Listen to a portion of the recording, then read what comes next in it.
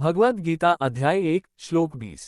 अथ व्यवस्थितान् दृष्ट्वा धार्तराष्ट्रान् कपिध्वजः प्रवृत्ते शस्त्रसंपाते धनुरुद्यम्य पांडव। 20 शब्दार्थ। अत तब व्यवस्थितान् क्रम से खड़े हुए धार्तराष्ट्रान् धृतराष्ट्र के पुत्रों कौरवों को, कपिध्वज अर्जुन जिनके रथ पर हनुमान जी का ध्वज था, प्रवृत्ते शस्त्रसंपाते जब युद्ध आरंभ होने वाला था, धनु उद्यम्य धनुष उठाकर, पांडव पांडु पुत्र अर्जुन।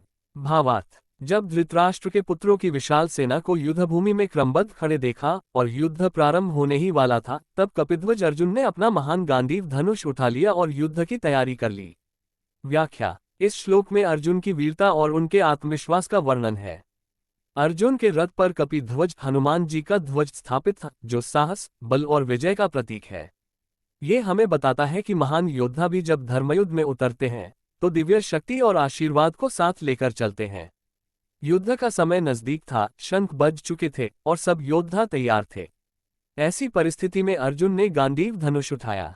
ये दृश्य केवल युद्ध की नहीं बल्कि मानसिक और आध्यात्मिक तैयारी का भी संकेत है। जीवन से सीख। 1 तैयारी का महत्व। जैसे अर्जुन ने युद्ध के पहले आत्मबल और तैयारी के साथ धनुष उठाया, वैसे ही जीवन में कठिनाइयों से लड़ने के लिए हमें तैयारी रखनी चाहिए। 2 विश्वास और आस्था। अर्जुन ने अपने रथ पर हनुमान जी का ध्वज रखा था। ये दर्शाता है कि जब हम ईश्वर और धर्म के साथ खड़े रहते हैं तो हमारी शक्ति कई गुना बढ़ जाती है। 3 आत्मबल और धैर्य। किसी भी बड़े काम की शुरुआत डर से नहीं बल्कि आत्मबल और धैर्य से करनी चाहिए। 4 धर्म की रक्षा। अर्जुन युद्ध धन या राजसत्ता के लिए नहीं बल्कि धर्म और न्याय की रक्षा के लिए कर रहे थे। जीवन में भी जब हम किसी काम को धर्म और न्याय के आधार पर करते हैं तो हमें दिव्य शक्ति का साथ मिलता है।